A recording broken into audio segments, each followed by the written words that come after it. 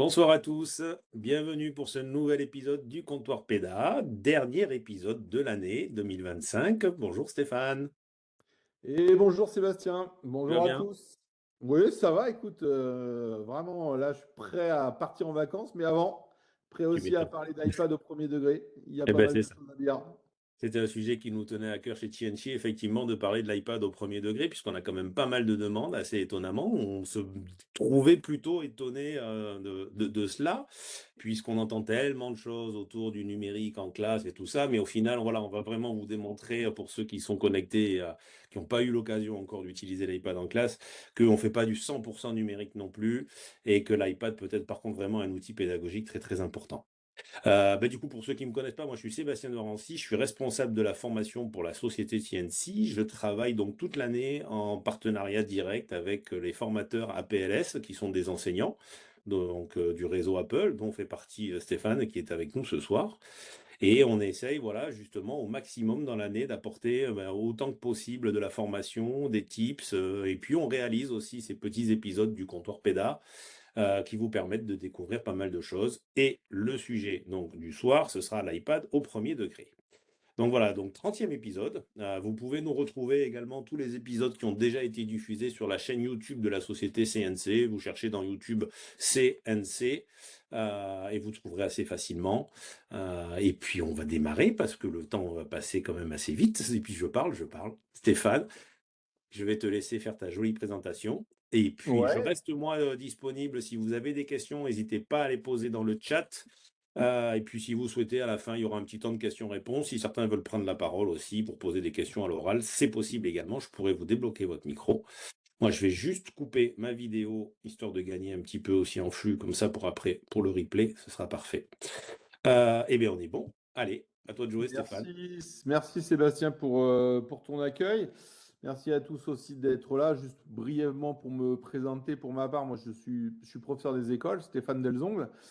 Mais je suis aussi formateur essentiellement numérique éducatif et réseau APLS, c'est-à-dire Appel Éducation, depuis. Alors, je suis formateur numérique éducatif depuis une vingtaine d'années. J'ai passé fait un passage chez Canopé notamment. Et là, je voudrais vous présenter différentes petites solutions, en tout cas que j'ai identifiées dans mes classes. Je dis ça parce que depuis quelques années, je fais des remplacements et donc j'ai régulièrement des classes de tous les niveaux, et que ce soit en maternelle, en élémentaire aussi. Et donc voilà, il y a plein de choses intéressantes, et ce webinaire est consacré essentiellement à ce qu'on peut trouver nativement sur les iPads. On verra qu'il y a aussi différentes solutions externes à l'iPad. Bien sûr, on peut trouver des tas d'applications, mais naturellement, l'iPad est vraiment un truc intéressant, un outil intéressant pour travailler par et pour les élèves. Vous savez, c'est toujours un peu ce principe-là, avec, pour, par, mais un outil central dans les classes. Voilà. Alors pour démarrer, je voulais vous présenter un peu le plan de travail que j'avais choisi de vous proposer aujourd'hui. Alors d'abord, sachez que cette présentation, elle est faite dans le support Freeform. Freeform qui est un outil vraiment top et pour lequel on prendra un petit moment pour développer un petit peu ses fonctionnalités, comment ça fonctionne, et les intérêts que j'y vois. Et c'est une sorte d'outil pour lequel on peut développer de la carte mentale. Et là, vous voyez que j'ai développé ça sur Freeform. Donc, euh, je voudrais évoquer, disons, quatre chapitres. Une partie créativité et partage. Keynote, qui est qu'on voit sur cette partie-là ici de l'écran, qui est un équivalent un peu de PowerPoint, hein, pour celles et ceux qui connaissent et qui fonctionnent sur tous les outils Apple. Ici, c'est un petit outil de traitement de texte, mais aussi qui fait de la PAO. Donc, pour celles et ceux qui sont sur Windows, c'est une sorte de mix, on va dire, entre un Word un peu simplifié et un publisher. J'adore, moi, franchement, je préfère largement que les deux outils précédents. Et puis, le troisième dans la partie créativité, photo et appareil photo, sur lesquels on peut annoter, modifier aisément depuis l'iPad directement. Les élèves, pour présenter un travail qu'ils ont besoin de réaliser, qui permet d'accompagner ce qu'ils font. Tout ça, bien sûr, maintenant, depuis quelques temps, accompagné d'intelligence artificielle de manière assez simple, en relation notamment avec ChatGPT. Et puis, Un deuxième chapitre sur lequel je voudrais attirer votre attention, c'est deux applications que j'ai identifiées pour travailler la partie organiser, réfléchir, partager. J'ai mis le partage sur cette partie-là également sur la précédente parce que dans tous les cas, on peut partager, mais aussi on peut collaborer. Selon les situations, parfois il peut y avoir des bridages liés au logiciel de supervision, mais en général ça fonctionne. Et au minimum, on peut le partager par envoi sans fil sur une tablette enseignant pour pouvoir restituer un travail ou dans un sens ou dans un autre, c'est-à-dire un enseignant qui puisse partager sa demande ou son support ou son outil pour les élèves et l'inverse aussi, restituer des élèves vers l'enseignant. Et puis, on fera un petit focus quand même accessibilité. Si vous ne le savez pas, je peux vous le confirmer. Les environnements Apple et en particulier iPadOS sont vraiment faits pour l'accessibilité. Donc j'attirerai votre attention un tout petit peu sur cette partie-là, accessibilité dans les réglages et notamment aussi sur Safari, qui est vraiment un outil que je trouve très performant, hein. C'est un navigateur Internet qui est un concurrent, disons, de Firefox, Google Chrome, Edge et compagnie. Mais je trouve qu'il est plutôt pas mal quand on est intégré dans l'écosystème Apple. Ça fonctionne plutôt bien. Et il dispose notamment d'un lecteur d'accessibilité qui est vraiment top.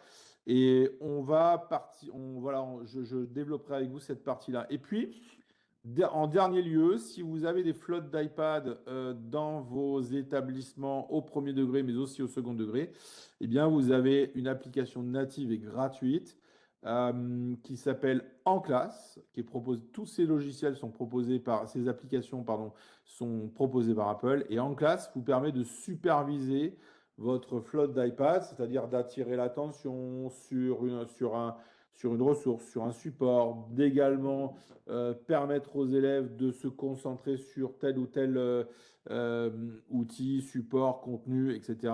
Et puis de visualiser brièvement ce qu'on est capable de faire. Ça n'empêche pas aussi que nous, enseignants, on peut accompagner les élèves en réel. Mais disons que ça permet de créer des blocages, de créer des cibles, etc., qui peuvent être plus directs et plus faciles à gérer, surtout si on dépasse 7, 8 tablettes dans une classe. Voilà. Et pour commencer, concentrons-nous donc sur cette partie-là et peut-être sur Keynote dans un premier temps. Alors, si je sors un peu de mon logiciel Freeform, regardons un peu Keynote, vous le voyez, c'est le petit outil, la petite icône ici qu'on trouve ici bleue. Elle est dans ma barre des tâches, mais vous la retrouvez après, bien sûr, dans mon dock d'iPad, sans problème. Et si je clique dessus, en fait, on va pouvoir avoir plein de petites choses très intéressantes. Alors là, je vous avais montré comment on fait pour créer un nouveau thème. On peut choisir comment c'est une structure, choisir un thème. Et là, vous voyez que vous avez plein de thèmes qui sont proposés, comme on pourrait le trouver sur d'autres logiciels similaires. Parfois, les plus compliqués ne sont pas forcément les meilleurs. Là, en l'occurrence, moi, j'ai choisi de présenter. Je me suis appuyé sur une ressource que j'ai travaillé avec des élèves il n'y a pas très longtemps, le 11 novembre. J'ai beaucoup travaillé avec mes élèves là-dessus. Et donc, il y avait la possibilité d'utiliser à la fois Keynote, à la fois Pages aussi, qui est le logiciel dont je parlerai juste après, autour du thème du 11 novembre pour, par exemple, restituer une présentation que les élèves pourraient faire en mode exposé, par exemple. Ça, c'est intéressant. Souvent, les exposés, on se dispose d'affichages papier qui sont souvent très bons, mais pourquoi pas les accompagner aussi de quelque chose d'un petit peu dynamique, numérique. Et là, vous allez voir que ce qui était intéressant, moi, ce qui m'intéressait dans cette partie-là, c'était à la fois la partie dynamique un peu d'une présentation face à un public, les habituer aussi à être à la fois travailler oralement vis-à-vis des élèves, de leur public, tout en accompagnant l'outil numérique qui va leur donner de manière très visuelle une visibilité par rapport à leur public, ce qui empêche aussi pas d'intégrer des quiz ou des choses comme ça. Et là, vous voyez que j'ai des slides, des diapositives que je peux rajouter les unes après les autres. Donc vous avez le petit plus, bien sûr, en bas qui vous permet de rajouter des diapositives, mais on peut aussi cliquer sur les diapositives les unes après les autres pour les dupliquer, les copier, etc. Et vous allez voir qu'il y a différents effets d'animation très faciles qui permettent de faire des choses intéressantes. Alors pour commencer, bah, j'ai choisi d'ajouter ici tout simplement, alors je les avais déjà préparés, hein, d'ajouter des chapitres. Alors on avait parlé du monument aux morts puisqu'il était question d'aller lire des textes devant un public au monument aux morts, de parler de la bataille de Verdun, de parler aussi d'une nouvelle arme, le char d'assaut. Et là, j'avais décidé de leur proposer d'aller chercher sur des sites ressources comme Sketchfab par exemple, ou Google en ciblant les recherches en mode UDPZ, j'ai plus exactement la- la- le, le format, mais c'était à peu près ça, sur du 3D, justement, pour pouvoir montrer ce qu'étaient vraiment ces chars d'assaut, euh, qui étaient nouveaux. Un Peugeot Renault le faisait, et donc c'était intéressant de voir ça. Et donc, on avait choisi, donc, dans un premier temps, bah, d'utiliser un texte. Donc, j'ai choisi de faire un copier-coller, mais aussi le classique insérer du texte ici. Donc, vous voyez que dans la partie insertion, de texte tout en haut, je peux rajouter ici, là, vous voyez que dans la partie, ça c'est multimédia. Et en fait, c'est à partir de là que je vais intégrer toutes mes ressources. Donc, j'intègre ici, je peux intégrer des photos et vidéos. Là, ça va aller chercher de la ressource multimédia, photo ou vidéo, dans la galerie d'images qui s'appelle photo, simplement. Donc, soit j'ai préparé par avance des photos qui sont intégrées dans ma galerie d'images ou des vidéos, soit je peux aussi décider de prendre de la photo. Je peux intégrer aussi Image Playground. On va y revenir juste après. Image Playground, c'est un outil IA. Donc pour pouvoir ajouter des consignes bien particulières sur de l'intelligence artificielle. Je vous en ferai la démonstration dans Pages et dans Freeform juste après. Mais ça peut fonctionner dans tous les logiciels, dans toutes les applications qu'on peut retrouver sur les environnements macOS et iPadOS. La caméra, bah, c'est prendre une photo en direct avec les outils intégrés de l'iPad et puis aller chercher un site internet, une galerie d'images, c'est-à-dire plusieurs images qui défilent les unes après les autres. Et ça, c'est inséré depuis, c'est-à-dire que si je veux une photo, une image ou n'importe quelle autre ressource qui serait rangée, hébergée dans un explorateur de fichiers qu'on appelle sur les iPads fichiers, eh bien, je peux aller le chercher directement depuis ici. Et regardez, si je clique là-dessus, eh bien, je vais aller manipuler mon espace fichier avec mes différents dossiers, etc. Et puis, vous voyez que je pourrais trouver, par exemple, la fiche sur le 11 novembre ici, que j'ai en PDF, que je pourrais intégrer directement aussi dans mon Keynote. Tous les formats sont interopérables et ça fonctionne nickel. Alors, un dessin, présent sur iPad exclusivement, on ne l'a pas sur macOS ou on ne l'a pas sur iPhone.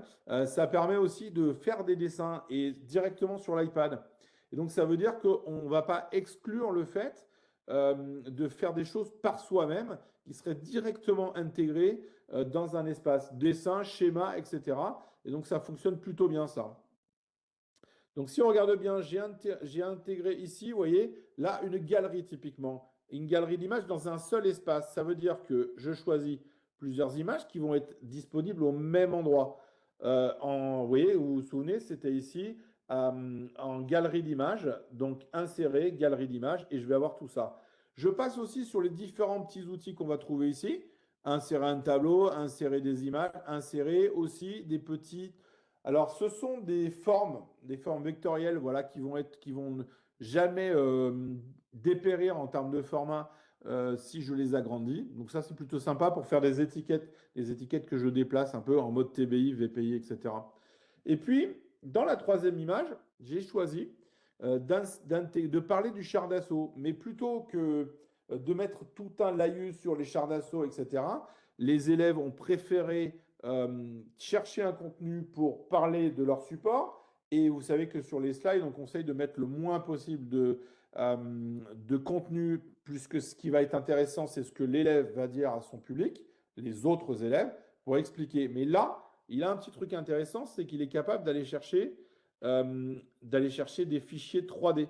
Et vous voyez que là, ce fichier 3D, j'ai été le chercher sur Internet en cherchant char d'assaut, fichier 3D.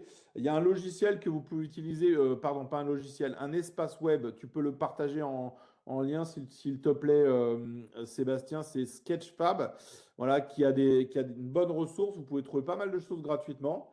Et en fait, si on va le chercher ici, regardez, insérer depuis, je vais aller chercher dans mon webinaire, je l'avais préparé à l'avance. Et puis, j'ai des fichiers 3D. Et ces fichiers 3D, on les trouve ici. Le format dont je vous parlais tout à l'heure, c'était bien ça, j'avais raison. C'était USDZ. C'est des formats qu'on peut trouver facilement sur Internet, hein. C'est du tout venant, on le trouve assez facilement. Et puis, donc ce fichier-là, je l'ai déjà intégré. Ça fait que je vais pouvoir le positionner sans problème. Et ensuite, je vais utiliser un petit outil d'animation qui s'appelle Métamorphose. Regardez, si je clique dessus, là, vous avez les trois petits points tout en haut. Vous avez aussi euh, cette partie-là, ça c'est pour modifier la diapositive. Et là, attendez, je vais y arriver. Voilà, on va sortir de ça, s'il veut bien. Animer mes diapositives. Regardez, vous avez ici la partie animée. Je clique dessus et vous avez cette partie métamorphose. Alors, si je l'enlève, je vais la supprimer pour vous montrer. Je vais ajouter une transition. Vous avez toutes les transitions classiques. Vous savez, corde à linge, confetti, déploiement. Alors moi, j'aime pas trop rajouter trop de choses comme ça. Mais métamorphose, c'est un super outil qui va permettre de glisser d'une image à l'autre dans un mode déplacement très naturel, comme si on le bougeait soi-même. Donc regardez, je vais cliquer dessus, intégrer ça, et ça va me permettre voilà, de faire une image comme ça. Je peux aussi dupliquer cette image, en faire encore une autre. Vous voyez, je vais cliquer sur mon image, choisir des mouvements différents. Là, c'est pareil, je pourrais laisser appuyer dessus et ensuite cliquer. Et regardez ce que ça donne maintenant Alors, j'ai fini ma présentation. Je clique sur OK. Je vais donc cliquer sur la partie diffuser et regardez ce que ça donne. Alors, je vais peut-être me remettre au début, je ne l'ai pas fait. Je me repositionne au début pour vous montrer ce que ça donne. Ça, c'est un travail qui a été fait avec des élèves, hein. Allez, j'anime, je me présente ici. Vous voyez que là, au début, classique, l'élève parle, évoque son sujet, puis les différents chapitres, puis le texte qui va apparaître au fur et à mesure. Il peut le lire en même temps, parler d'autre chose. Vous avez ici de nouveau le carrousel qui va apparaître, la galerie d'images. Et là, ce qui est intéressant, c'est la partie 3D. Regardez, juste en cliquant dessus, vous avez, alors là, je n'ai pas mis la métamorphose, mais la métamorphose permet de passer de manière glissée d'une image à une autre. Et donc, cette partie 3D, elle était intéressante parce qu'il pouvait montrer les chenilles, la tourelle, les armes, voilà, les fonctionnalités de cette nouveauté. Pendant la Première Guerre mondiale, on aurait pu aussi parler, on avait parlé aussi des avions divers et variés, etc. Voilà. Donc ça, c'est Keynote, un super outil très facile d'utilisation. Vous voyez que si vous regardez bien en haut, vous avez très peu de menus, c'est assez calme, c'est assez posé. Vous n'avez pas une machine de guerre, c'est très simple d'utilisation. Et surtout, ce qu'on va trouver ici, format animé, etc., on va retrouver grosso modo les mêmes menus dans à peu près tous les outils Apple. Et si Ouais, je c'est ce qui est continue, intéressant alors, d'ailleurs. C'est ce qui est excuse-moi. intéressant d'ailleurs, c'est que ça facilite grandement l'utilisation. Oui, oui, oui, absolument. Alors, je change un peu, et puis on avait dit qu'on choisissait de parler aussi de Pages. Alors, regardons ce Pages. Alors, Pages, c'est un logiciel, je le disais, qui est à la fois un traitement de texte, mais qui est aussi un outil de PAO. Ceux qui connaissent Publisher, tous les enseignants du premier degré ont à un moment ou à un autre travaillé sur Publisher. Alors, vous devez savoir que Publisher n'est plus maintenu sur PC de toute façon, donc est amené à disparaître quasiment à très très très court terme. Et puis de toute façon, n'est disponible que sur PC. Pages vous permet de faire du traitement de texte, de faire de l'association d'images et d'objets animés, comme vous le feriez sur n'importe quel logiciel de PAO, publication assistée par ordinateur. Alors, de la même façon que Keynote, Pages va se présenter au format modèle ou simplement commencer à écrire. Alors regardez, je choisis un modèle. Et ce qui va être intéressant, là par exemple, ce que je vais vous montrer, ce dont je vais vous faire la démonstration, c'est par exemple pour éditer un support. On peut rester sur cette idée de Première Guerre mondiale et puis l'exporter au format EPUB, E-P-U-B, qui est un format de livre numérique. Ça veut dire qu'on pourra le partager sur n'importe quelle plateforme de livre numérique et le consulter au format livre numérique. Ceux qui le connaissent, les formats numériques, savent de quoi je parle. On va tourner les pages comme on le ferait sur un vrai livre et on retrouvera pour l'iPad notamment la partie livre qui initialement ça s'appelait iBooks, c'est-à-dire une partie qui permet de lire non seulement les livres que j'ai fabriqués, mais aussi les autres livres des autres marques. Alors, on peut évidemment trouver tout un tas de modèles. Alors souvent, je le disais, pas la peine d'aller chercher trop compliqué, mais je voudrais qu'on peut-être qu'on s'intéresse à celui-là, ce dont j'avais parlé tout à l'heure. Je vous l'avais présenté. Alors, il se présente sous cette forme-là. Et puis, vous allez voir que on va pouvoir rajouter des pages. La page suivante, elle se rajoutera à côté, puis ensuite en dessous. Et ça veut dire vraiment au format livre numérique. Alors, comment les faire apparaître? Eh bien, regardez, tout en haut de votre espace, vous avez ici la possibilité de diffuser les vignettes de page. Et voilà, je l'ai ici. Donc ça veut dire que c'est là que je vais rajouter des vignettes, tout en bas avec le plus. Et vous voyez que la page, elle s'est rajoutée ici. Alors je pourrais faire un copier-coller, rajouter mes propres espaces, etc. Mais j'attire votre attention peut-être sur la partie couverture. Alors, couverture, vous avez déjà une partie qui est écrite ici, mais je vais peut-être la renommer en appelant ça la Grande Guerre. Hop, si je mets un petit E, c'est bien. Voilà, un roman, on va laisser le un roman. Et puis je pourrais, effectivement, là, vous avez la partie auteur, on va dire SD ou la classe. Et puis ce qui est intéressant aussi, c'est de pouvoir, disons, modifier l'image. Et vous allez voir que ce qui est plutôt pas mal, je trouve, on va dissocier parce que les deux étaient ensemble, c'est de changer l'image. Alors, cette image, elle est déjà positionnée dans un format bien particulier sur toute la page. Et je vais aller chercher une image que j'ai fabriquée avec l'IA, avec Image Playground. Je l'avais fait à l'avance, je vous montrerai comment le faire juste après, mais peut-être le montrer juste le système ici. Je ne peux pas le faire en direct parce que c'est un petit peu long à faire. Mais je pourrais l'intégrer directement là-dessus avec ChatGPT ou les autres. Et puis ensuite, comme n'importe quelle image d'IA, c'est gratuit, hein, c'est intégré à tous les outils Apple. Je vais diffuser mon petit prompt ici. Là, moi, j'avais dit des soldats de la Première Guerre mondiale dans des tranchées. Voilà, c'est ce que j'ai précisé comme format. Et regardez, cette image de fond, là, c'est une image hein, qu'on voit ici. Donc, je la laisse comme ça. Je vais la laisser au bon endroit. Et je vais choisir ensuite le format. Le format ici, vous voyez, c'est le format de l'image. Et vous avez un espace que vous avez peut-être vu ici qui me permet de remplacer cette image.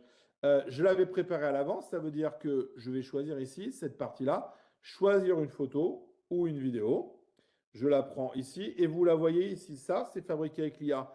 Et donc, elle est un peu plus grande que mon image originale, mais c'est pas grave.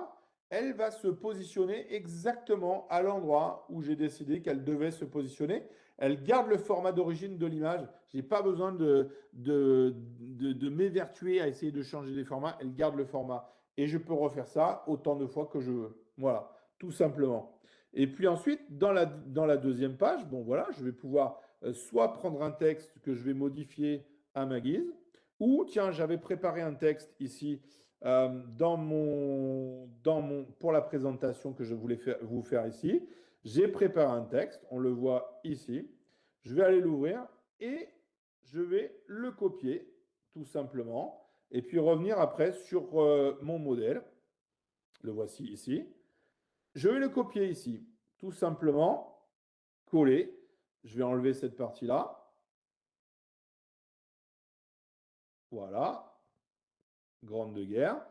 Et puis, disons que si j'ai envie de rajouter une autre page, vous l'avez ici, on va faire semblant de rajouter un autre texte.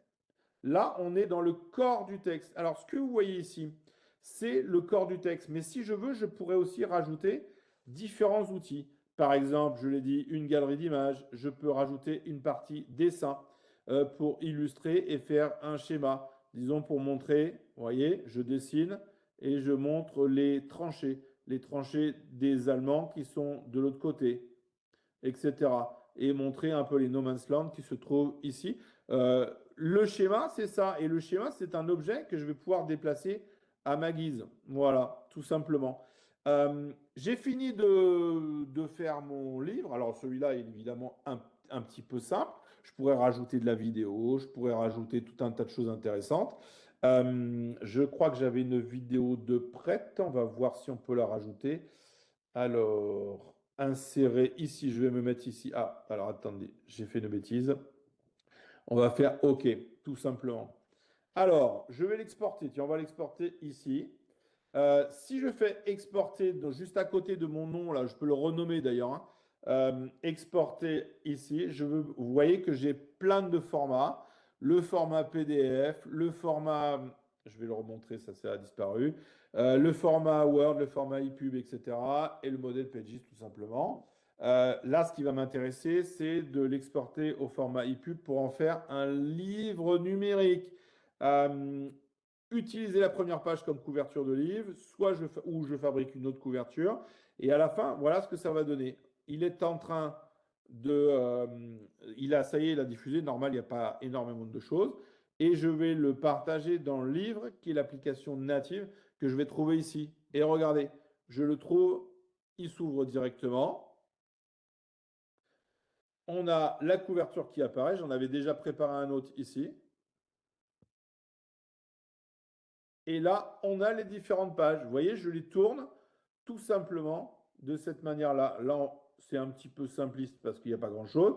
Alors, il y avait celle-ci que j'avais préparée aussi avec vous. La vidéo, tout simplement. Alors, vous avez à la fois les différentes pages qu'on peut retrouver.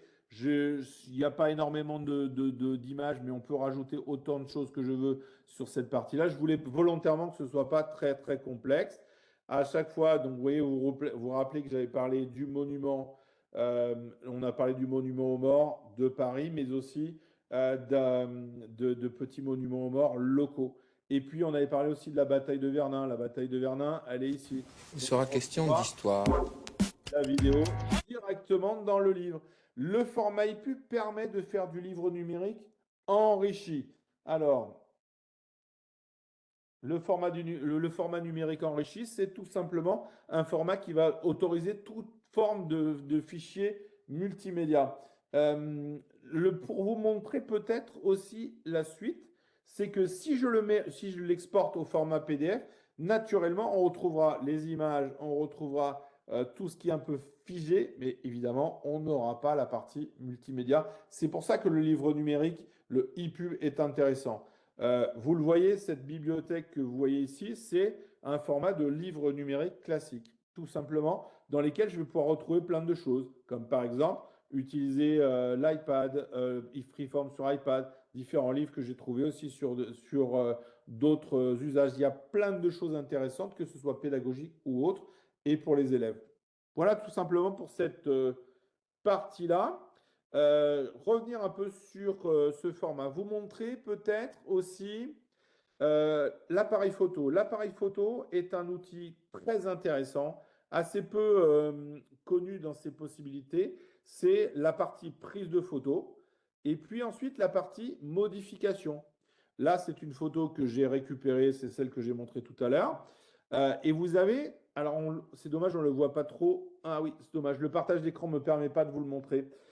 Tout en haut, vous avez un menu, c'est des petits traits avec des ronds. Si on clique dessus, on arrive à ça et ça, vous allez le voir. Et ça, c'est l'outil de modification de toutes les images, celles que j'ai téléchargées, que j'ai intégrées dans ma galerie d'images, mais aussi celles que j'ai faites moi-même tout de suite maintenant pour pouvoir les modifier. Évidemment, on peut ajouter toutes sortes de filtres. Si je veux le mettre en noir et blanc, si je veux le recadrer, je veux que cette partie-là, par exemple. Je peux aussi, vous voyez que ça me permet de également le corriger. Corriger, c'est enlever toutes sortes de petites. Alors là, il est en train de télécharger une correction. Ça me permet de rajouter différentes parties. Et puis, on pourra aussi annoter. Euh, À noter, c'est, je regardais si on le voyait, on le voit bien. Tout en haut de mon écran, vous avez le petit crayon. Ce crayon, je le répète, on le voit dans tous les outils d'annotation, que ce soit fichier, que ce soit la partie aperçue euh, de l'iPad, c'est la partie de fichier, les pages, les différents keynotes, etc. Et ça me permet d'avoir des outils de crayon. Alors, ce qui est intéressant sur les iPads, c'est d'avoir des stylets.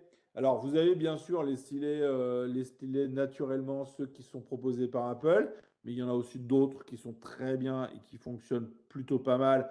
Il y a MetaPen qui fait des stylets très performants avec la pointe d'origine Apple et qui sont pas très chers. Et puis, vous avez aussi la possibilité, si vous n'avez pas envie d'investir dans des stylets pour écrire, les stylets promotionnels ou même qu'on peut trouver par 10 à 4 euros sur les sites, vos sites d'achat préférés et qui sont, vous savez, qui ont une espèce de petite pointe en caoutchouc et qui me permet de dessiner. Alors c'est un peu moins fin, mais qui me permet quand même de dessiner sur un iPad ou de légender. Et tout en bas, vous voyez, j'ai choisi mon crayon et je peux montrer par exemple ici le casque et puis écrire ensuite ce que c'est le casque.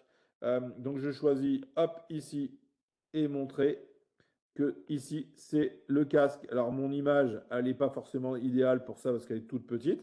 Mais après, vous voyez, finalement, ça ne me convient pas. Je vais choisir l'outil gomme et enlever tout ça. Cette image que j'ai légendée, maintenant, je la retrouve dans ma bibliothèque sans problème.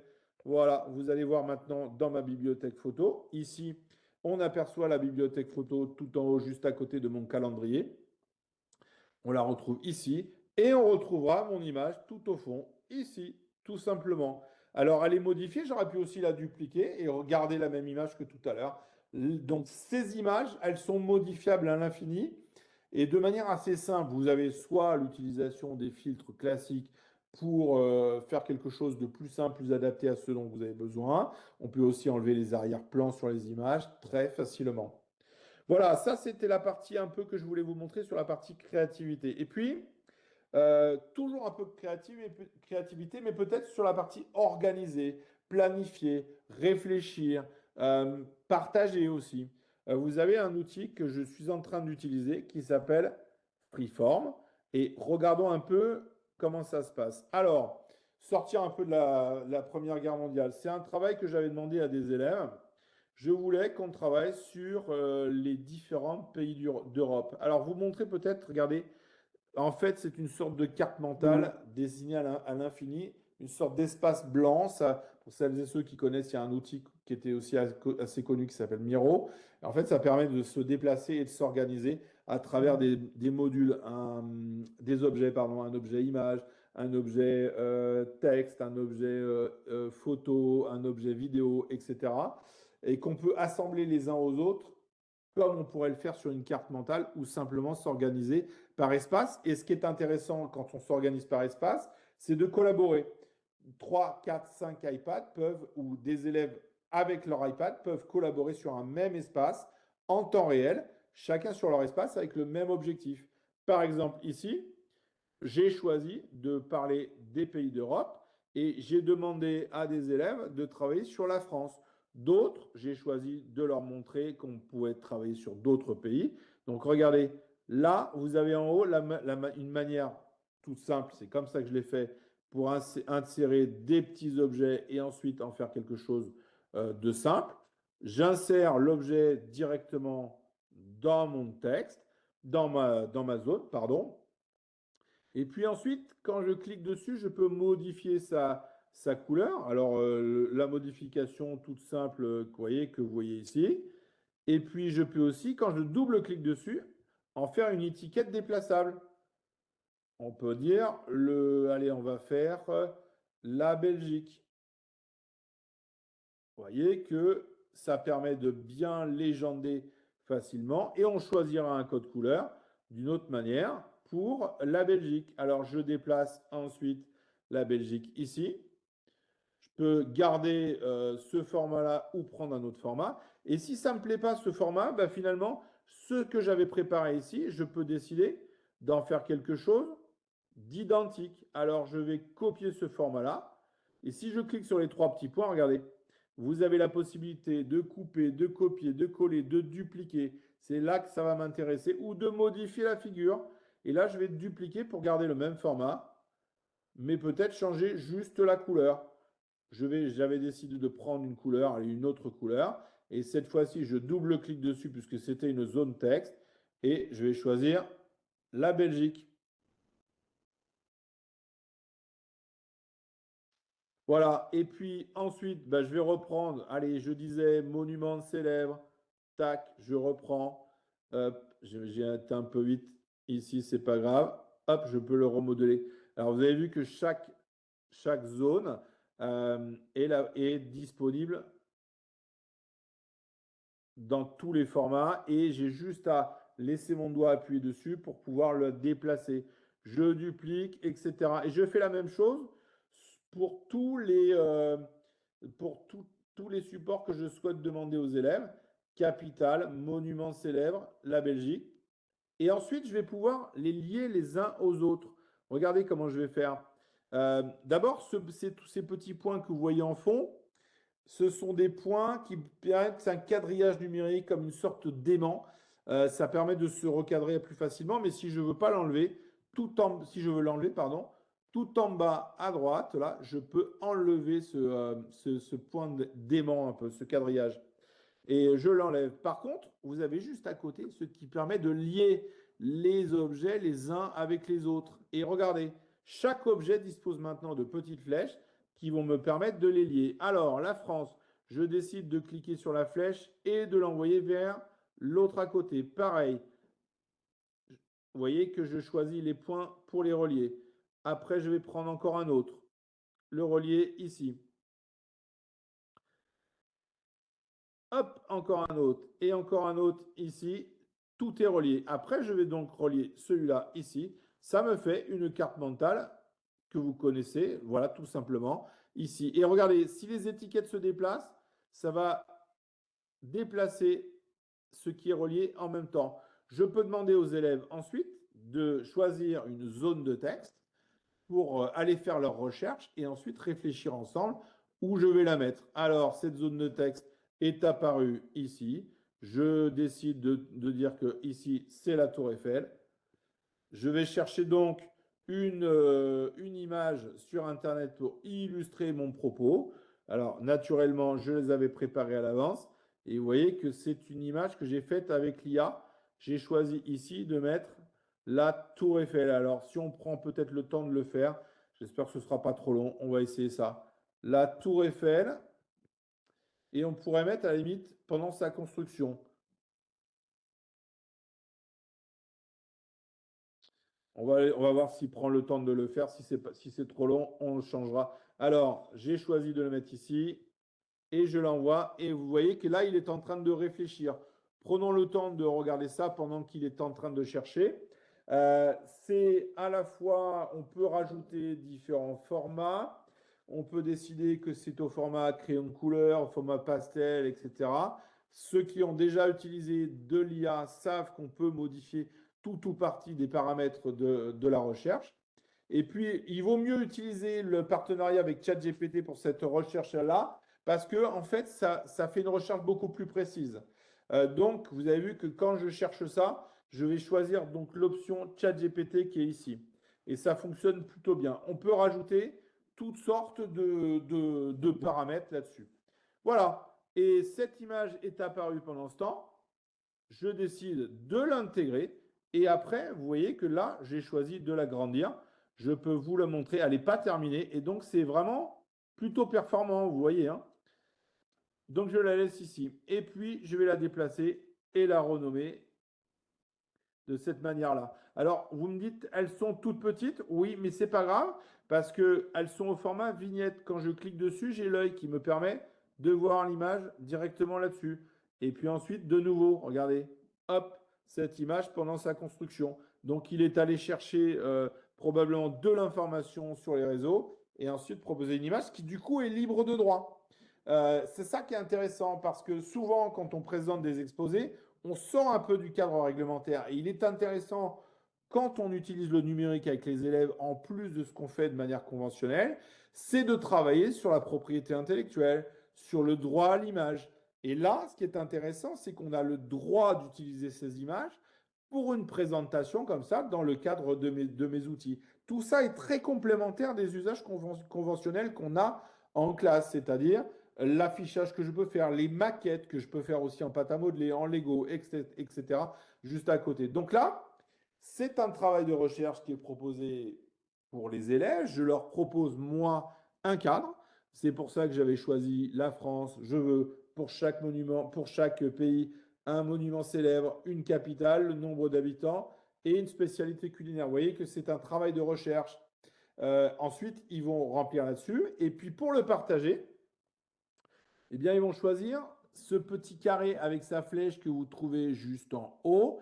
Et ce petit carré avec sa flèche, c'est tout le mode partage, export, etc., y compris pour l'impression, et que vous retrouverez, c'est la même icône qu'on retrouvera sur tous les outils, Apple ou pas Apple, sur iPadOS. On va retrouver cet outil d'export. Regardez, si je clique dessus, je vais pouvoir le partager naturellement par mail, etc. Mais aussi sur AirDrop localement dans votre espace. Vous avez d'autres iPads et vous voyez que là, moi en l'occurrence, j'ai ceux de ma famille, j'ai aussi le mien. Et si je clique sur le mien, il va me créer un lien iCloud pour Freeform, mais ça me permettra de le partager avec l'enseignant. Donc les élèves travaillent directement dessus.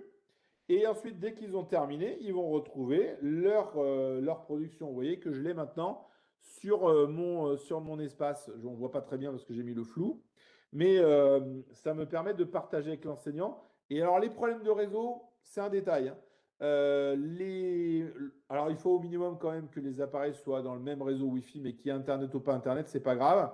Même si vous avez un Wi-Fi pauvre, c'est-à-dire qui ne fonctionne pas avec un réseau formidable, ça fonctionnera quand même. L'idée, c'est que on partage d'appareil en appareil. Et puis, quelle que soit aussi la quantité de données, même pour un fichier très lourd, les partages fonctionnent très très bien en AirDrop. Et ça, dans les classes, je vous assure que ça fonctionne impeccable. Je pars pour information, d'ailleurs, une de mes classes est allée travailler en extérieur sur une ATE, c'est-à-dire ce qu'on appelle une aire terrestre éducative, où il est question de découvrir la nature et les modes d'aménagement, création d'une mare, etc. Et on avait emmené les iPads justement pour prendre des photos, documenter ce qu'on était en train de faire au fur et à mesure. Et on n'avait pas forcément de réseau. C'est pas grave, parce qu'à la fin, même dans le réseau lui-même, on peut se partager d'iPad à iPad avec AirDrop. Même si on n'a pas de réseau, ça fonctionne nickel. Vous voyez que ça permet de travailler en temps réel et d'utiliser l'iPad comme un outil médiateur, média, non seulement pour les supports que je viens de vous montrer, Pages, Keynote, etc., qui permettent, disons, de restituer, d'agréger des contenus et de les valoriser pour ensuite les partager localement ou à l'extérieur de l'école, mais aussi utiliser les possibilités de l'iPad, comme l'appareil photo ou la visionneuse, la loupe, etc., parce qu'il y a aussi un outil loupe qui me permet de visualiser directement de visualiser et d'utiliser la possibilité de raccourcir un peu, rafraîchir un petit peu la visualisation, et ça fonctionne impeccable. Voilà, j'espère que c'est suffisamment clair là-dessus. Peut-être vous montrer, voilà, qu'on peut aussi rajouter comme ça des petites notes, c'est une sorte de post-it, des tableaux.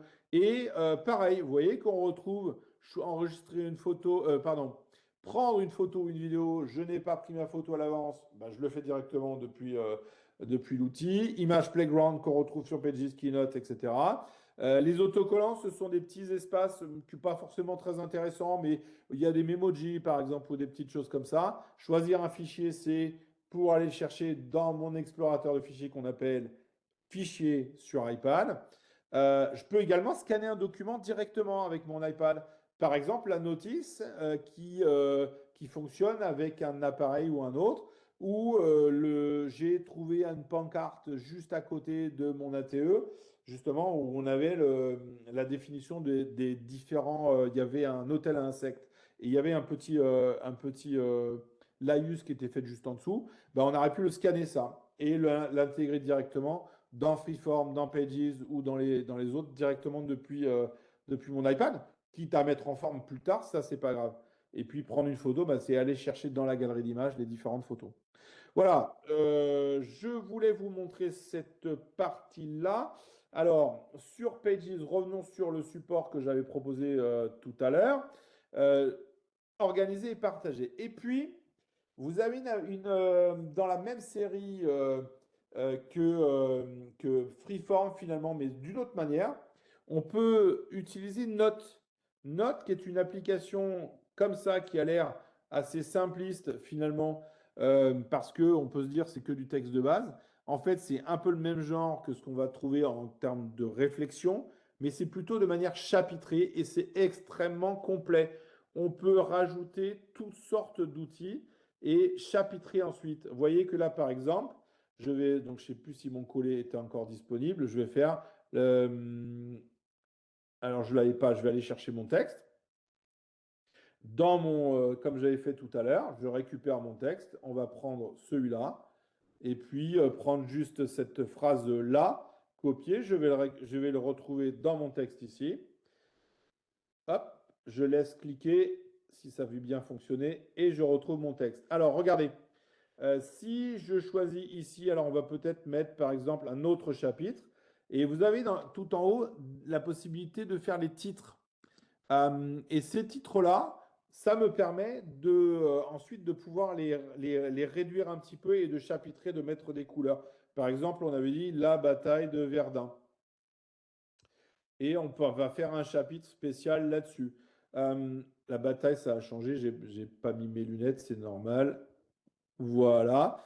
Et si je laisse cliquer dessus, vous voyez que là, vous avez la petite flèche pour déterminer ce que j'ai envie de faire. Je peux le modifier, utiliser l'IA pour modifier le titre, par exemple.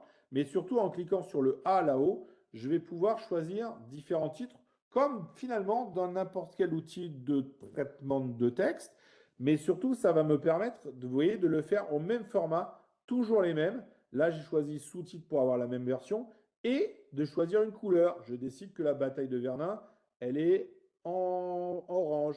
Et regardez, si je clique sur Première Guerre mondiale, vous apercevez peut-être juste à côté une petite flèche. Cette petite flèche me permet de déplier les chapitres et ensuite d'insérer n'importe quel aussi fichier et notamment du PDF.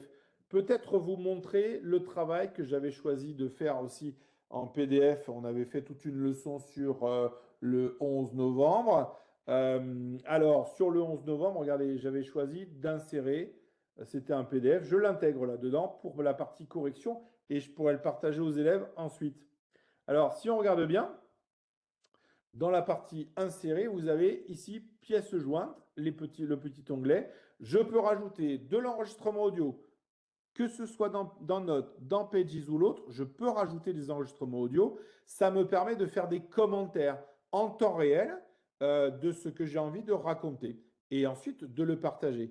Mais aussi, regardez, de joindre un fichier. J'avais préparé ce PDF, je l'ai ici dans mon dossier fichier, je peux le retrouver ici. Et vous voyez, c'est une leçon que j'avais choisi de partager. Je remercie Sibelle qui avait sur le site sur lequel j'ai trouvé l'information. Et regardez, ça va pas être au format complet, c'est au format vignette. Et je peux décider de compléter avec les élèves qui, eux, ont le fichier imprimé avec eux, les questions. Donc, par exemple, vous voyez, je peux zoomer, ce qui m'empêchera pas ensuite d'avoir les réponses, de dézoomer ensuite. Je vais utiliser le crayon et je vais pouvoir dire les réponses. Alors à Paris, sous quel monument célèbre-t-on le 11 novembre? Bon, ben voilà, hein, l'Arc de Triomphe. Je l'écris. Donc ça, je fais la correction en temps réel avec les élèves. J'enlève ensuite le crayon et vous voyez que là, maintenant, quel que soit l'endroit où je me trouve, je vais pouvoir retrouver mes réponses. Et donc, ça veut dire que les élèves qui n'auraient pas forcément suivi en temps réel, ils peuvent juste écouter ou prendre note au fur et à mesure de ce qu'ils ont pris en se concentrant plutôt sur le contenu que sur l'exercice lui-même qui est d'écrire au fur et à mesure. Ce qui est intéressant là-dedans, c'est que j'y vois aussi un outil de différenciation.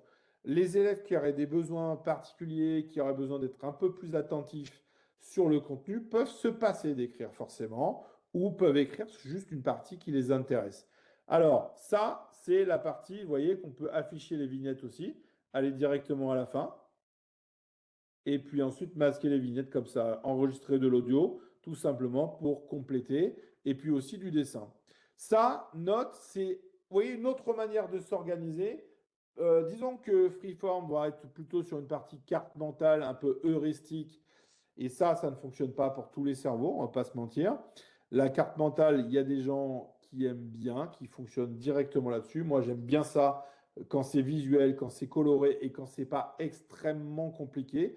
Pour des petits, je déconseille, pour l'élémentaire, je déconseille de faire des cartes mentales trop complexes. Un ou deux chapitres, c'est pas mal. Et ça permet de diffuser un contenu. On peut le faire en grammaire, on peut le faire en mathématiques. Moi, je le faisais par exemple sur la conjugaison quand on fait les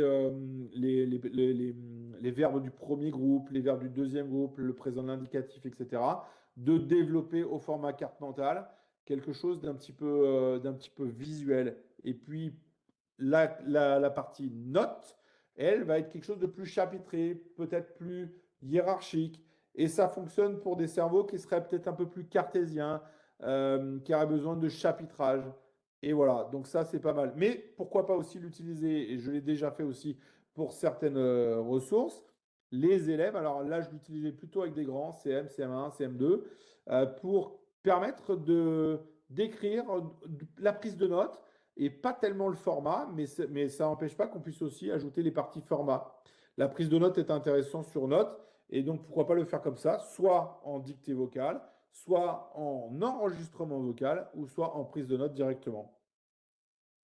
Voilà pour la partie notes. Et puis si je reviens sur mon contenu, on avait ensuite un deuxième chapitre. Alors je suis peut-être un petit peu en retard, ça va, je suis bien, Seb, au niveau Non, du non, temps. ça va, t'inquiète pas, il n'y a pas de souci. Ce qui est intéressant, effectivement, comme on peut le voir, c'est cette arborescence, en fait, des logiciels qui sont quasiment identiques, en fait. Et moi, je trouve que c'est la vraie force d'Apple là-dessus, sur cette suite bureautique, c'est que c'est vraiment hyper simple à prendre en main, quoi. Oui, exactement. Quel que soit l'endroit où on se trouve sur l'écosystème Apple, alors notez que toutes ces applis, elles sont gratuites. Oui, en plus. Elles sont intégrées à l'écosystème. Vous n'avez pas besoin d'acheter des licences ou de vous prendre la tête avec les mises à jour. Zut, ça ne va pas fonctionner, etc.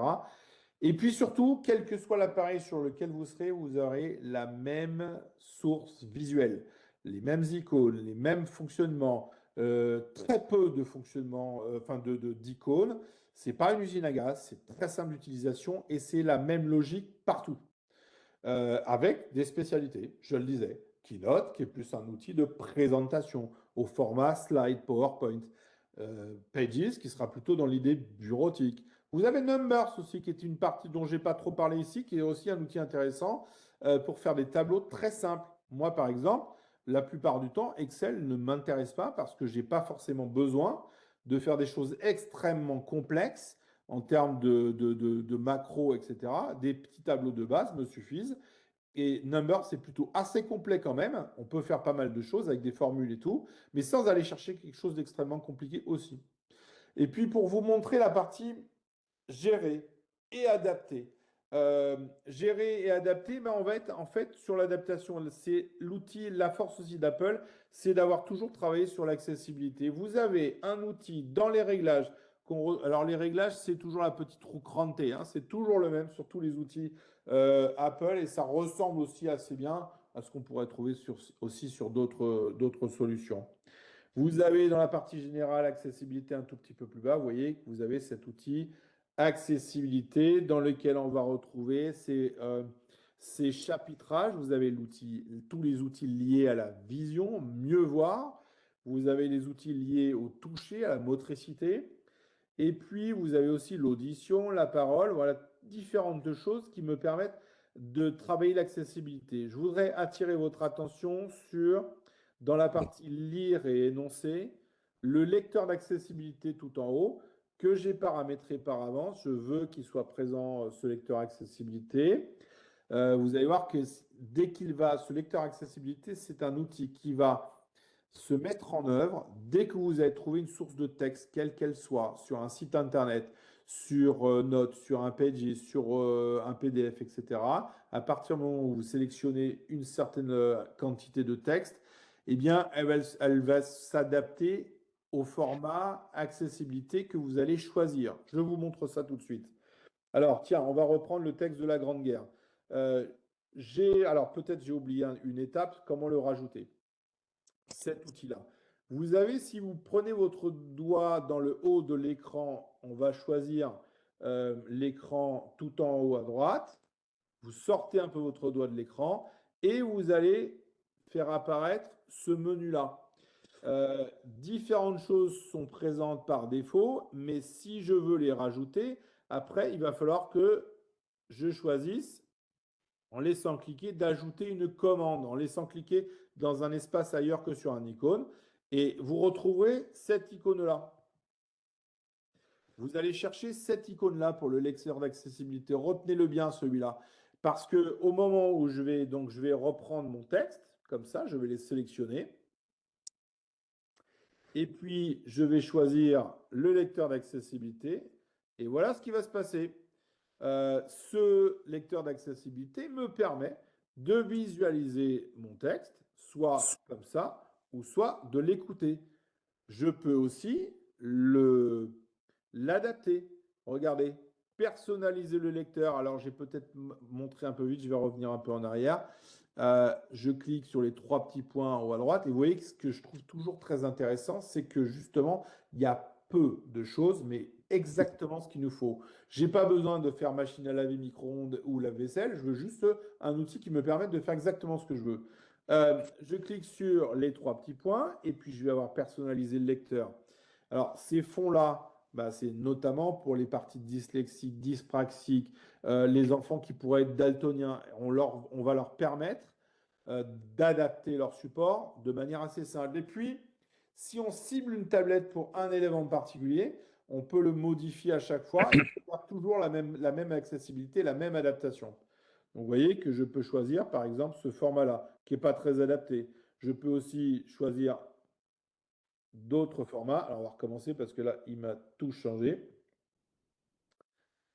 J'espère qu'il va le permettre. Voilà. Allez, hop. Ce format-là, lecteur d'accessibilité, je le fais ici. Et je choisis de le personnaliser en sombre, c'était plus adapté. Mais surtout, vous montrer aussi qu'il y a la possibilité des différentes polices de caractères. Alors là, il me fait des signes il me donne des signes de fatigue. Alors, on va le remettre. Bon, tant pis, c'est pas grave. Sachez que vous pouvez modifier les polices de caractère. Là, il me fait un petit coup de Trafalgar. Et notamment les polices de caractère toutes simples comme Alphonétique ou comme OpenDys qu'on utilise beaucoup pour les personnes dyslexiques, les enfants dyslexiques, ou les polices de base qui sont Arial, qui est notamment celle qu'on retrouve le plus souvent pour la partie 10. Voilà. Et puis, on peut l'écouter. Texte Grande Guerre en 1914. A commencé une grande guerre qui a opposé deux groupes de pays. Alors, c'est un peu décousu comme on pourrait être retrouvé sur n'importe quelle synthèse vocale, ça je vous le concède. Alors, pour remontrer peut-être la partie réglage, quand on est là-dedans, dans la partie lire et énoncer juste avant, on a la possibilité, regardez, de choisir le débit vocal, augmenté plus ou moins rapide, en fonction des élèves qui seront. La sélection permet de Voilà. Et puis, on va avoir aussi la possibilité de choisir les langues, la voix. Et là, vous voyez que sur la partie français, vous avez la voix d'Audrey, mais vous en avez d'autres aussi qui sont disponibles, plus ou moins performantes. Moi, je trouve que Audrey, en général, c'est celle qui est pas mal. Ce sont des voix internationales de synthèse, hein. On va les retrouver assez systématiquement sur les différents appareils. Pardon. Voilà, j'espère que j'ai pu vous montrer voilà, sur la partie accessibilité, ce lecteur d'accessibilité qui est un outil assez récent et qui est vraiment, vraiment incroyable.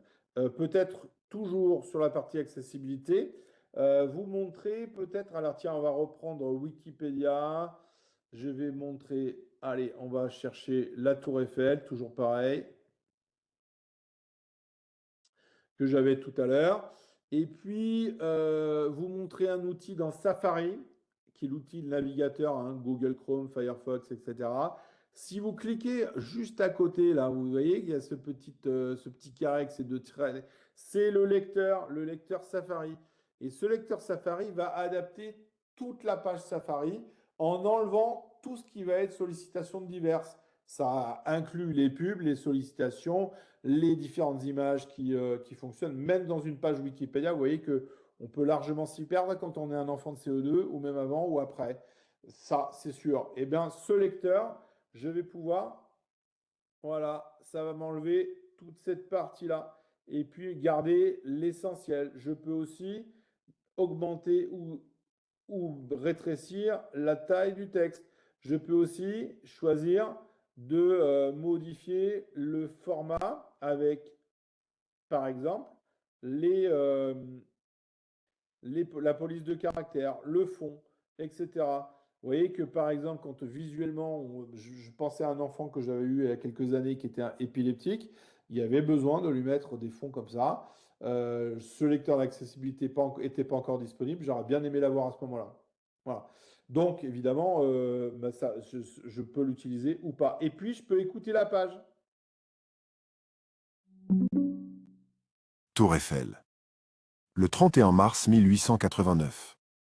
Pour les articles homonymes, voir Tour Eiffel homonymie. La Tour Eiffel, Tuffle. Alors, vous remarquez que dans cette partie-là, je peux aussi augmenter la vitesse, réduire la vitesse, etc., etc. Voilà un outil d'accessibilité qui est intégré directement à votre navigateur préféré. Donc, je vous conseille d'aller jeter un œil et franchement, ce ne sera pas du luxe parce que c'est vraiment, vraiment incroyable comme outil. Moi, je l'utilise assez souvent, franchement, et c'est plutôt bien. Euh, Est-ce qu'on a 2 minutes pour présenter en classe? Ah oui, carrément. Alors, je disais justement tout à l'heure qu'il y a la possibilité d'utiliser un outil de gestion de flotte de tablettes. Alors, je vous montre. J'ai ce que vous voyez là, c'est mon outil d'utilisateur prof. Et j'ai une deuxième tablette à côté que je vais vous partager. Et donc, on va la voir tout de suite si elle veut bien fonctionner.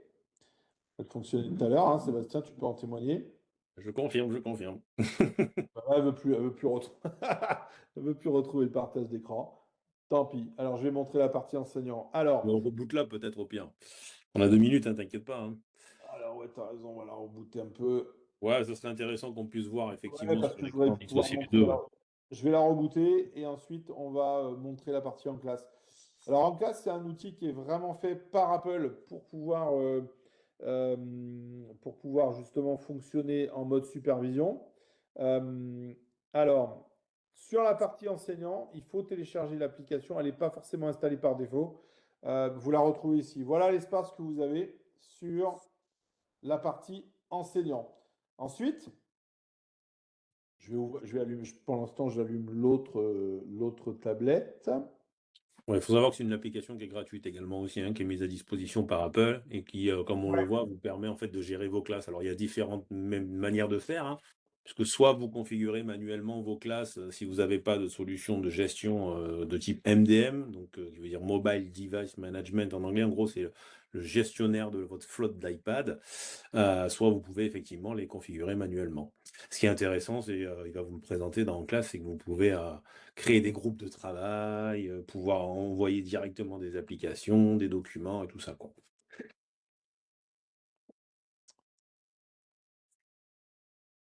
Alors, C'est l'effet Bonaldi. non, mais je sais pourquoi. C'est parce il m'a mis en mode avion, mais il veut plus enlever le mode avion. Alors, on va remettre le mode avion en voyant si ça fonctionne. Voilà, c'est bon. Ah non, ça marche pas. Bon, elle nous fait un coup de Trafalgar. C'est une vieille tablette à côté que j'ai. Alors, attends, on va voir si je peux la faire fonctionner. Voilà. Ah oui, je peux le désactiver depuis. Voilà, c'est bon. Ça va être bon. Je pense. Voilà. C'est bon, ça fonctionne. Allez. On va pouvoir la voir dans un instant. Est-ce qu'il s'est mis sur le bon Wi-Fi maintenant? Voilà. Allez, dis-moi que ça marche. Ouais, c'est une vieille tablette, c'est un iPad un peu ancien. Et non, bah, elle fait un coup de Trafalgar là. Non, elle veut pas. Non, ouais, ah si, c'est bon. Vous allez la voir normalement dans un instant. Voilà. Yes, c'est bon. Alors, la tablette que vous avez à droite, c'est la tablette élève. Et la tablette que vous avez à gauche, c'est la tablette enseignant. Donc, vous voyez que par exemple, je peux créer une nouvelle classe. Je décide, bon, alors, je peux définir, on va dire, classe du jour. On va l'appeler comme ça. Je choisis une petite icône qui me permet de l'identifier facilement. Disons que c'est la classe académie et je vais mettre du bleu pour changer un petit peu. Et cette classe du jour, je vais donc lui ajouter des élèves. Donc si je mets commencer la classe, j'ai ensuite la partie inviter des élèves. Et regardez, je vais donc choisir ici d'inviter des élèves. En attente d'élèves, parce que pour l'instant, la tablette élève, elle n'est pas prête. Alors elle, je n'ai pas besoin d'installer en classe. Je vais aller voir dans la partie réglage. Et vous voyez que naturellement, vous avez ici en bas, dans la partie réglage, vous avez en classe qui apparaît ici. Il me dit, ah, tiens, il y a une nouvelle invitation et je vais faire ajouter classe du jour. Je clique dessus. Je vais saisir le code que vous voyez sur la gauche qui est sur la tablette enseignant, 5755. Ne le répétez pas, hein. Et puis ensuite, on va naturellement apparaître. Alors, vous voyez que là, maintenant, je suis prêt sur la partie enseignant et je vais cliquer sur Ajouter. Et voilà, maintenant, je trouve la tablette enseignante ici. Et si je clique sur l'icône ici, je vais par exemple pouvoir pousser sur l'autre tablette des usages. Alors, par exemple, la partie navigation. Vous voyez que tout à l'heure, je voulais qu'il montre, on peut montrer cette partie-là, un livre numérique. Donc, il a ouvert le livre numérique sur tous les iPads des élèves. Là, j'en ai qu'un seul, donc vous en voyez qu'un seul. Mais vous voyez que là, donc après, moi, je peux agir, hein. Je suis sur la partie élève, je peux agir sans problème. Après, maintenant, je décide de changer un petit peu tout ça. Je vais recliquer dessus et dire masquer. Et vous voyez que là, par exemple, j'ai masqué l'application. Je peux aussi couper le son, arrêter le AirPlay, supprimer l'utilisateur, verrouiller la tablette parce que je veux qu'il se concentre sur ce que je lui dis. Vous voyez que ça, c'est des petites actions toutes simples. Je peux aussi lui dire d'ouvrir une application. Vous avez besoin, les enfants, d'aller sur Freeform. Bim, j'ouvre directement Freeform sur cette partie-là. Alors, utilisez le code. Et ça va ouvrir Freeform. Vous voyez Il y que a, ça, il y a c'est même d'ailleurs possibilité, je me permets, quand vous lancez l'application, je ne sais pas si vous voyez là sur la fenêtre de Stéphane à gauche, ouais, limité à l'application ouverte, si tu peux le montrer aussi également, parce que ça c'est ce c'est que quand même j'allais pratique. dire. En fait, je disais freeform, mais on peut imaginer que là, moi, pour l'instant, je suis élève, j'ai envie d'aller ailleurs, je vais ailleurs, hein. Mais si je décide d'utiliser, par exemple, on va dire toujours freeform, mais cette fois-ci, de cliquer là-dessus, ça veut dire que les élèves n'auront la possibilité d'utiliser que l'application ouverte.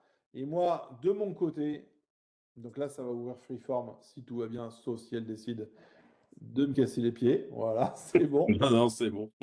C'est bon. Et moi, je ne peux plus rien faire d'autre que ça. Je suis bloqué sur Freeform. Vous voyez que ça, des petits outils tout simples, mais qui me permettent aussi de fonctionner sans problème avec les élèves. Regardez, je peux aussi ouvrir l'appareil photo.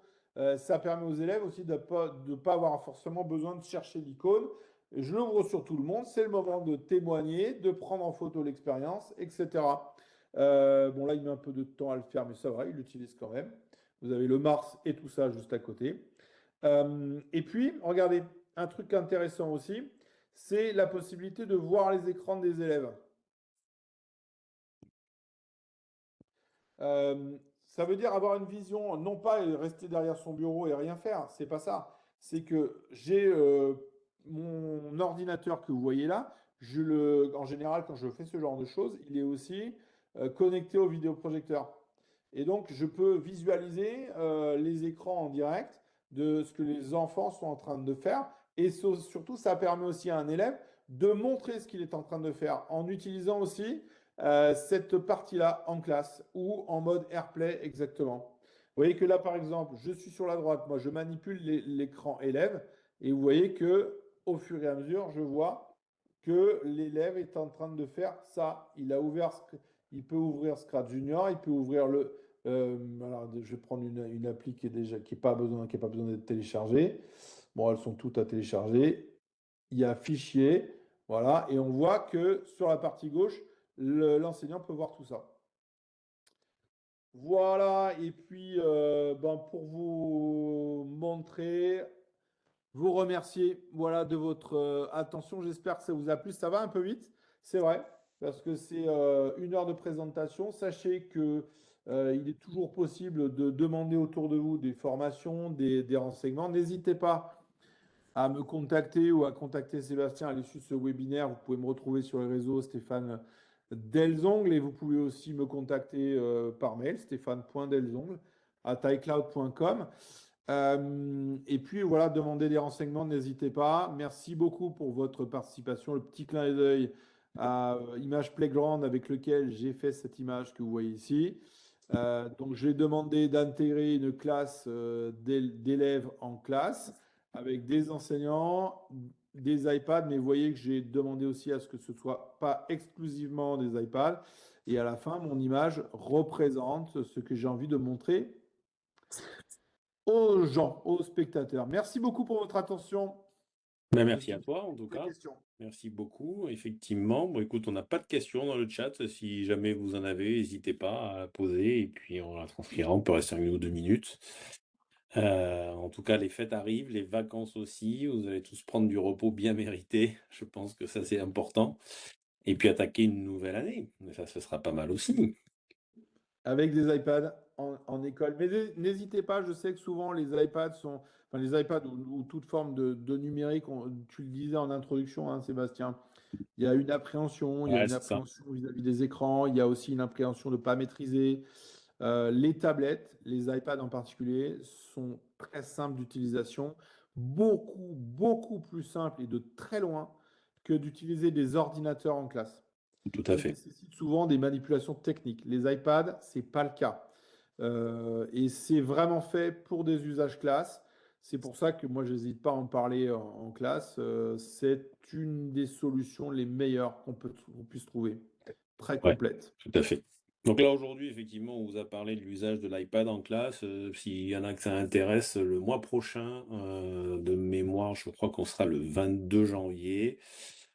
Suivez-nous sur les réseaux, de toute façon, que ce soit LinkedIn ou Facebook, mais surtout sur LinkedIn en particulier, où effectivement, on poste pas mal de communication. Enfin, on fera un épisode en fait dédié au Mac et Apple Intelligence. On parle beaucoup d'intelligence artificielle en ce moment, et Apple a aussi mis l'accent directement au sein des Mac. Donc dans les établissements qui utilisent des Mac, alors c'est souvent dans le supérieur, mais en tout cas, si ça peut vous intéresser, on va faire un épisode avec Quentin Colombo dédié à l'Apple Intelligence, donc l'intelligence artificielle intégrée directement dans les Mac. Bon, écoute, on n'a pas de questions, merci. Vous retrouverez ce replay donc sur la chaîne YouTube de la CNC. Et puis je vais vous souhaiter donc à tous une bonne soirée, de passer de très belles fêtes. Et puis on se dit à l'année prochaine. À l'année prochaine, merci Sébastien, à bientôt. Salut, à bientôt. Allez, au revoir.